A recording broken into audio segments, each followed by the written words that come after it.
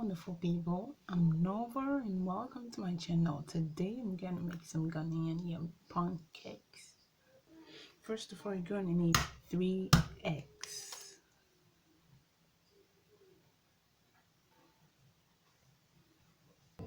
So now I have in here 3 eggs. Now I'll be adding milk.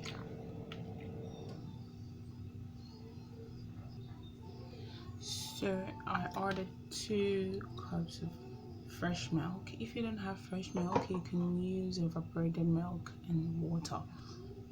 It's the same. So now let's get started. Normally it's better you use room temperature milk.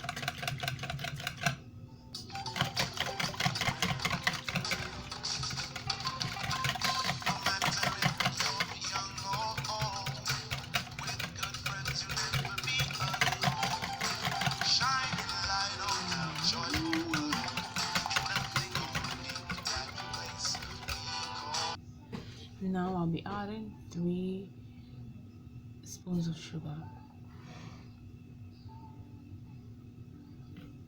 2 and 3. So after adding the 3 tablespoons of sugar, I give it a mix.